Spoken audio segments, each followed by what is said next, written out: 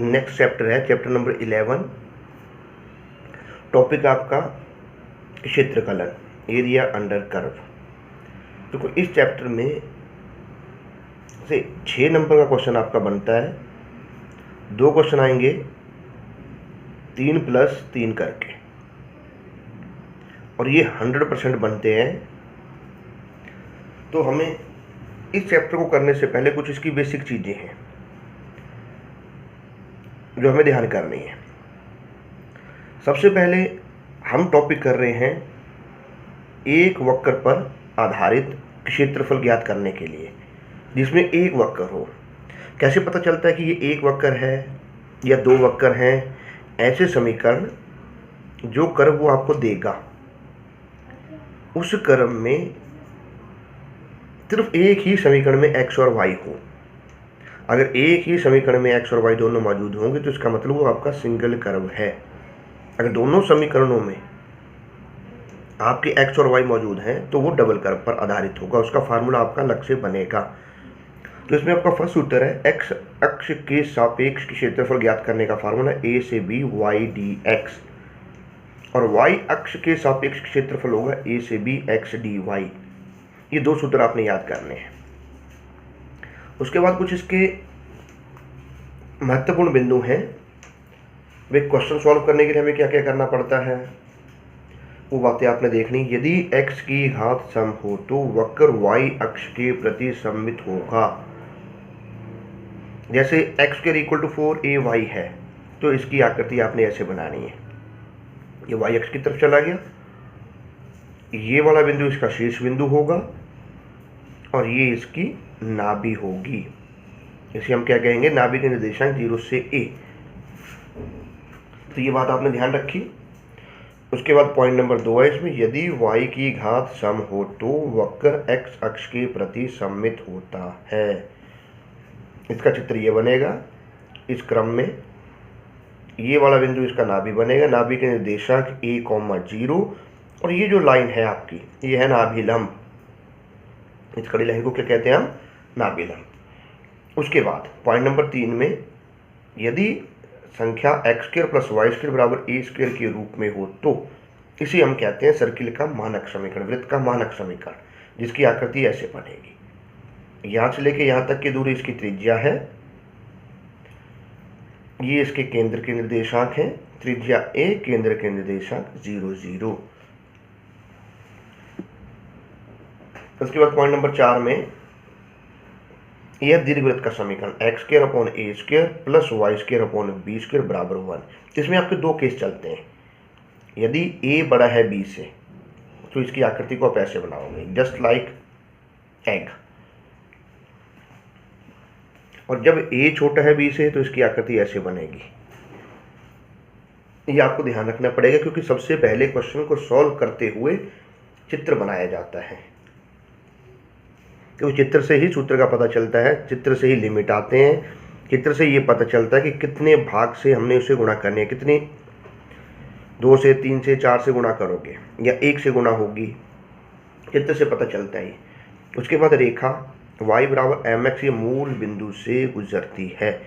भाई ये मूल बिंदु हो गया, इस तरफ प्लस mx, इस तरफ -mx।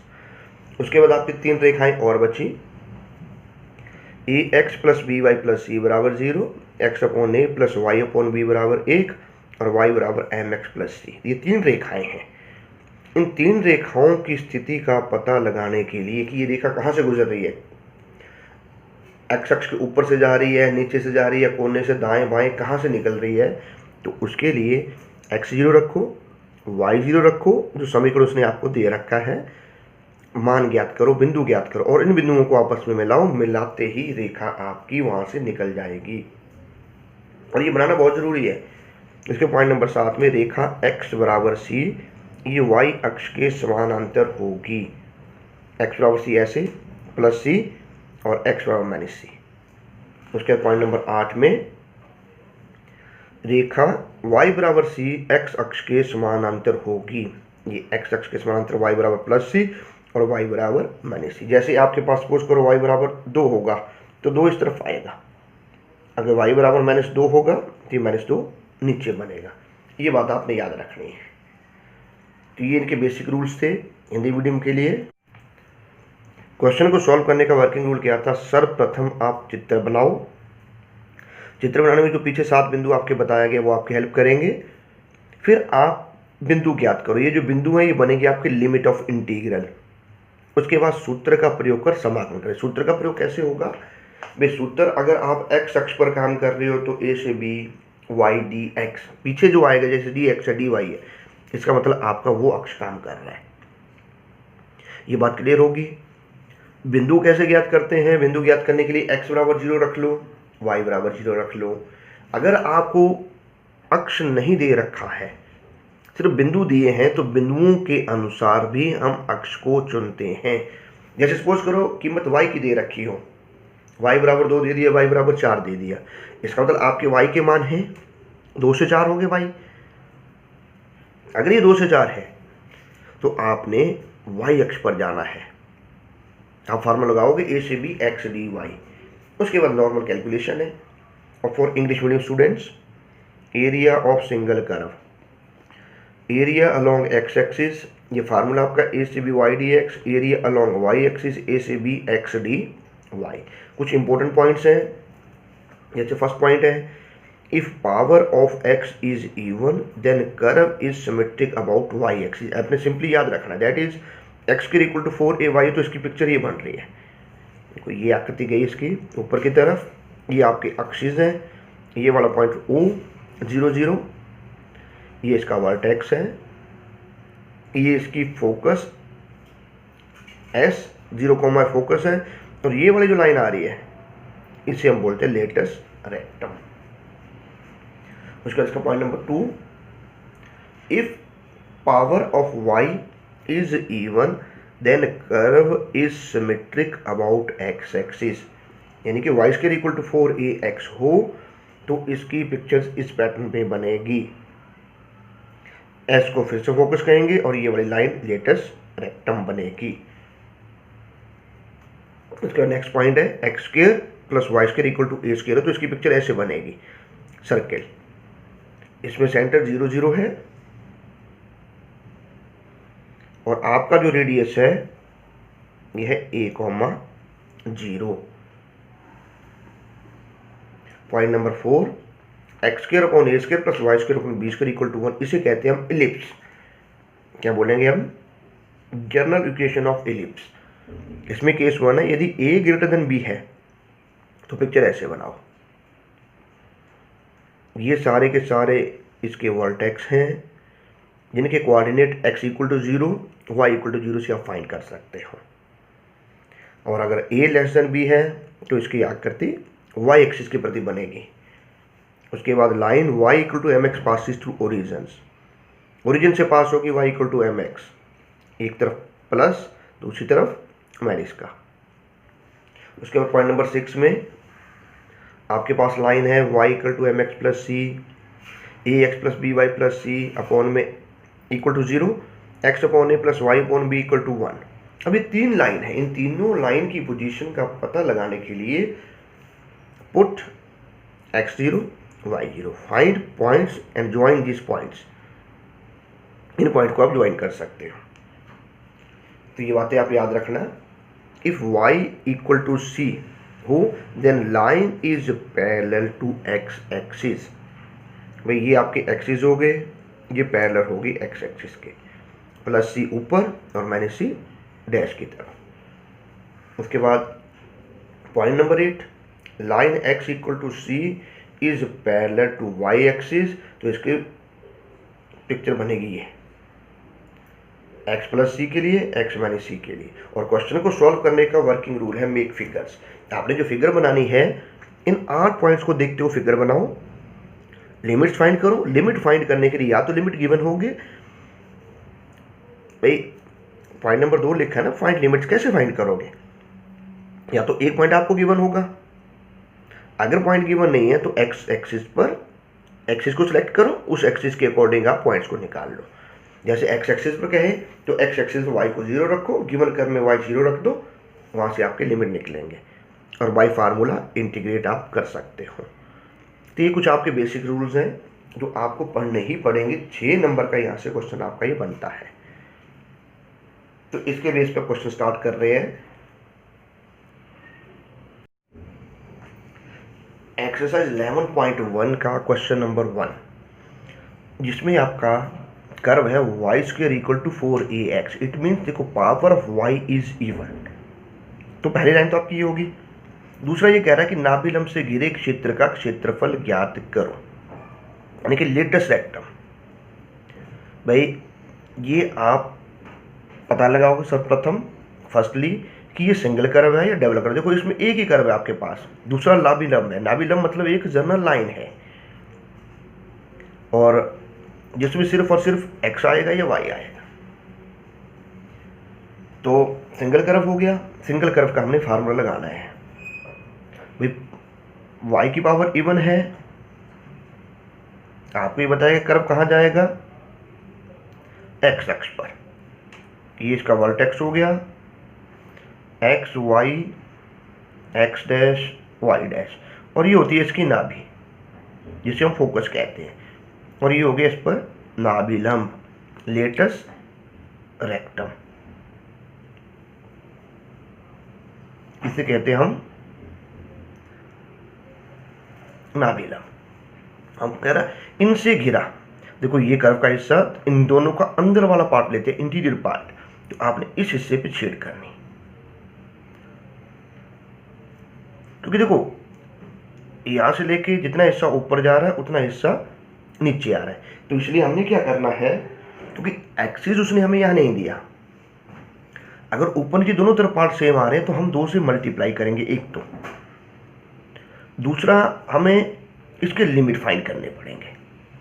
लिमिट फाइंड करने के लिए क्या है कि हम एक्स एक्सिस पर या वाई एक्सिस पर वर्क करते हैं।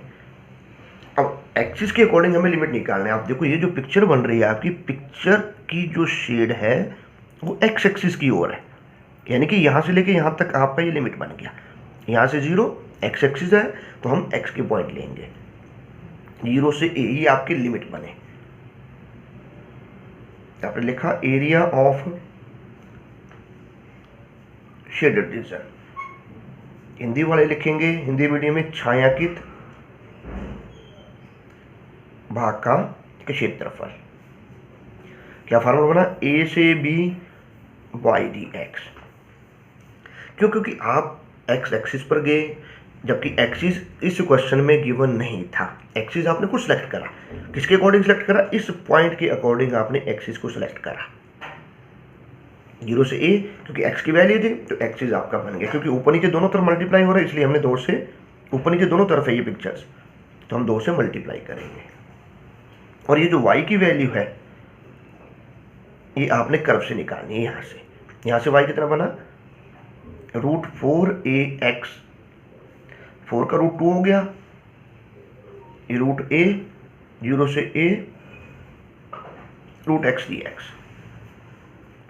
देखो इस 4 का 2 आ गया, ये बाहर आ गया, a का √a बना, x का √x आ गया, ये हो गया 4√a, और x रूट का इंटीग्रल x की पावर n+1 अपॉन में n+1, 0 से a। ऐसे लिखते हैं ये 2/3 ऊपर चला जाएगा, 2 इससे मल्टीप्लाई कर गया, 8/3 √a, और अपर लिमिट माइनस में लोअर लिमिट, क्योंकि x की जगह a आया तो ये हो गया बेस सेम, पावर ऐड होगी 8/3, 1/2 + 3/2 वर्ग इकाई इसका आंसर। ऐसे क्वेश्चन नंबर 2, जिसमें समीकरण है आपका x² + y² = 4, और साथ में दे दिया y एक्सिस है और लाइन दे दी x = 1।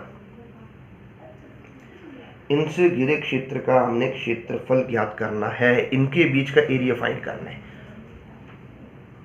देखो ये मानक रूप है, ये वाला रूप बताया गया था आपको आकृति में, इसकी आकृति ऐसे बनाई गई थी, जो इसमें भी हमने चित्र बनाना है।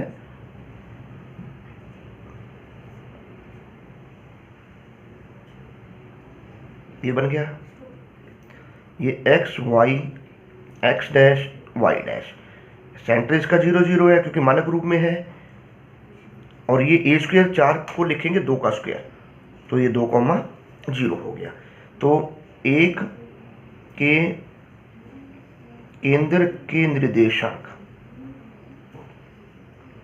0 0 और त्रिज्या 2, इंग्लिश में वाले लिखेंगे centre 0 0 and radius equal to 2। इतना सा फर्क होता है, कोई ज़्यादा अंतर नहीं है। अब ये तो लाइन हमारी ये बनी, वाई एक्सिस क्या है? वाई एक्सिस का मतलब है कि आपका जो फार्मूला बनेगा ए से बी एक्स डी वाई। देखो वाई एक्सिस हमें ये बता रहा है, ये फार्मूला हमारा लगा, पर पॉइंट जो है वो एक्स का है। अगर पॉइंट एक्स का है, देखो वाई एक्सिस पे आप लिमिट नहीं निकाल पा रहे हो, अब आपको ये लाइन बनानी है x equal to 1। X equal to 1 का मतलब है कि ये लाइन है x इक्वल टू सी, और x equal to c y axis के पैरेलल होती है। तो यहाँ पर बनने वाला पॉइंट हो गया 1,0, क्योंकि x एक्सिस पे y 0 होते हैं, तो इनके बीच में आपने शेड करनी है। ये शेड होगी तो एक भाग ऊपर जा रहा है, एक भाग नीचे आ रहा है, तो इसका जो क्षेत्रफल है एरिया, ये बनेगा ए से बी। अब फार्मूला तो आपका एक्स डी वाई बन रहा है, पर ये नहीं लगा पा रहे, क्यों नहीं लग रहा? क्योंकि इस फार्मूला के अकॉर्डिंग आपके पास लिमिट नहीं निकलेंगे, और आपको एक चीज़ बताई गई है कि लिमिट के अकॉर्डिंग हम एक्सिस को सिलेक्ट करते हैं। तो 2 से तो मल्टीप्लाई होना ही है, ये बन गया वाई डी एक्स। अब आपके पास दुगना, यहाँ 0 यहाँ 1, 0 से 1 अपने आप ये वाला हिस्सा वाई एक्सिस पे चला गया। ये देखो ये वाई एक्सिस का ये पार्ट, तो इसमें एक्सिस भी हो गया, लिमिट भी आपके निकल गई। वाई की वैल्यू आपने यहाँ से सिलेक्ट करनी है, तो वाई की वैल्यू ये जो कर्व है आपका, इससे जो कर्व था आपका x square plus y square equal to 4, तो यहाँ से वाई बना 4 minus x square d x. अब आप इनका समाकलन करो, इंटीग्रेट करो, क्या होगा? Formula x by 2 a square minus x square plus में a square by 2 sine inverse x upon a 0 से 1। एक बार अपर लिमिट और एक बार लोअर लिमिट। आपने अपर लिमिट यहाँ रखा 1/2, 4 माइनस 1 4/2 साइन इनवर्स 1/2, ये तो हो गया आपका अपर लिमिट। माइनस में लोअर यहाँ रखा 0, इसमें रखा 0, ये क्लोज हो गया। ये 1/2 √3, 4/2 साइन इनवर्स 1/2 किस एंगल के लिए? ये होगा π/3 के लिए। π/3 मतलब 60, ये होगा साइन 30 की वैल्यू, π/6 स्क्वायर यूनिट इसका आंसर। तो ये सबसे पहले चित्र बनाओ, चित्र बनने के बाद फार्मूला सेलेक्ट करो। फार्मूला सेलेक्ट होगा या तो गिवन होगा या फिर पॉइंट्स के अकॉर्डिंग। देखो ये वाला जो क्वेश्चन है, question number 3, y equal to sine x है और एक्स एक्सिस है, यहाँ पर वैल्यू है 0 से 2π। अब 0 से 2π का मतलब क्या होता है कि जब आप क्वाड्रेंट के अकॉर्डिंग चलते हो, यहाँ से लेके यहाँ तक ये होगा पॉजिटिव, और यहाँ से लेके यहाँ तक ये होगा नेगेटिव। क्योंकि आपको ये बात पता है कि एरिया आपका नेगेटिव नहीं होता है, जहाँ एरिया नेगेटिव आएगा वहाँ मोड लगाकर आप उसे पॉजिटिव बना दोगे। तो देखो कैसे हम काम कर रहे हैं इसमें। इसका जब हमने सोल्यूशन किया, आपने लिखा because sine x is positive in first and second quantity. ये भी वैसे लिखने की जरूरत नहीं है हमें, तो ये अंडरस्टूड है। जब आपका एरिया क्षेत्रफल 0 से π वाई डी एक्स और π से 2π वाई डी एक्स, ऐसे मोड लगाता हूँ। यहाँ मोड क्यों लगा, ये बात सोचने वाली है। यहाँ मोड लगने के पीछे वजह क्या थी, क्या कारण है? रीजन ये कि ये नेगेटिव डायरेक्शन में जा रहा है और नेगेटिव एरिया होगा नहीं, इसलिए यहाँ आपने मोड लगाया। और y की वैल्यू आपके पास है साइन एक्स, पाई से 2 pi sine x D x. Sine x का इंटीग्रल होता है मैंने इसमें कॉस एक्स, और यहां से साइन एक्स का इंटीग्रल होगा मैंने इसमें कॉस एक्स, पाई से 2 पाई। अब एक बार अपर लिमिट्स,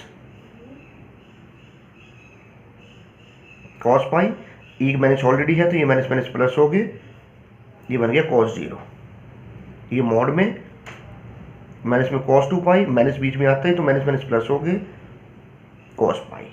कॉस पाई माइनस 1 होगा, प्लस हो गया, ये प्लस 1 हो गया, और कॉस का 2 पाई, इसकी वैल्यू कितनी थी, कॉस 2 पाई की, ये होगा माइनस का 1, कॉस पाई माइनस 1, क्योंकि मॉड है बाहर, 1 और 1 2, ये माइनस माइनस प्लस हो गए, इसका एरिया आ गया 4। ये आंसर।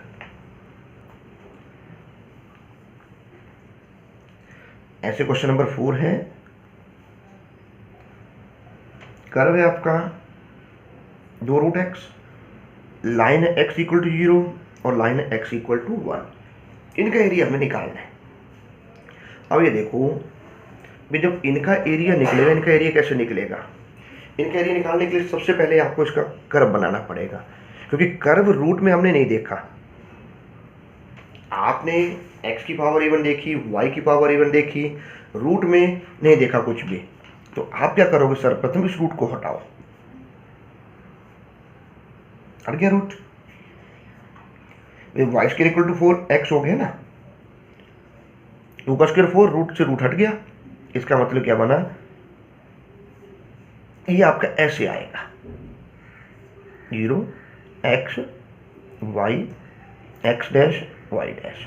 देखो इस पैटर्न पे बनेगा, ये नीचे की तरफ नहीं ले जाना है। नीचे क्यों नहीं जाएगा, क्योंकि रूट में वैल्यू आधी हो जाती है, जबकि क्वेश्चन हमारा रूट का है, तो रूट में वैल्यू आधी, जैसे 4 है, 4 का रूट तो वैल्यू कम हो रही है ना, तो इसलिए इस पर आधा कर्व हमने बनाना है। उसके बाद x इक्वल टू 0 ये आ गया, और x equal to 1, x equal to 1 का मतलब xc जो y एक्सिस के पैरेलल, इस पर आपने यहाँ शेड कर दी। शेड से क्या पता चला कि लिमिट आपके पास है, यहाँ देखोगे एरिया ऑफ शेडेड रीजन, छायांकित भाग का क्षेत्रफल ए से बी वाई डी एक्स। ये फार्मूला से सिलेक्ट करना है, क्योंकि पॉइंट एक्स के हैं तो एक्स के ही पीछे लिखे जाएंगे।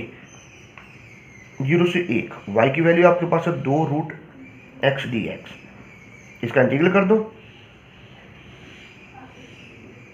0 से 1, ये 2 ने से गुणा करी, 1 की पावर 3/2, और 1 की पावर 3/2 में आंसर 1 ही रहता है।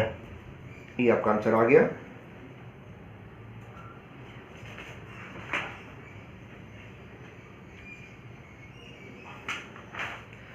ऐसे क्वेश्चन नंबर 5,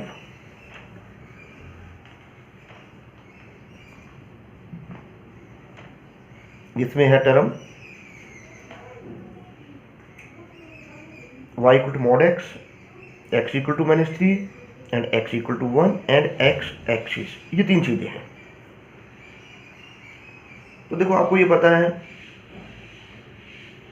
कि मॉड x जो है एक बार प्लस का, एक बार माइनस का, ये होता है। तो इसकी आकृति आपने बनाई,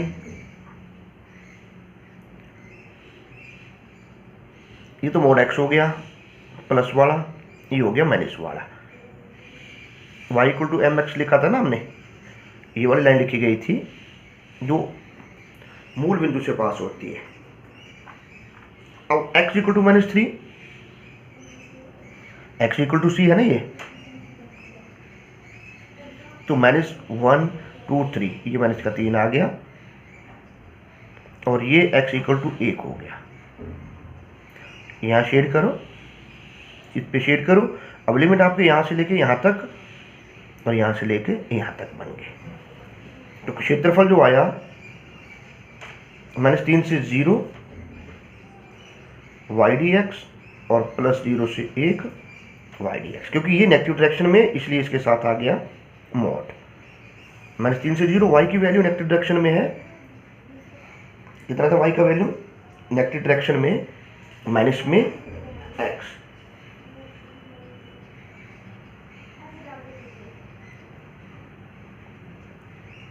और ये बन गया 0 से 1 x dx। तो इसका इंटीग्रल कर लो,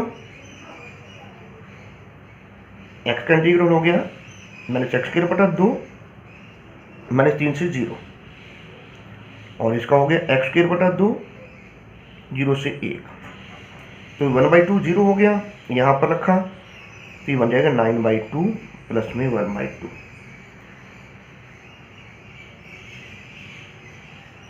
ये आपका आंसर है।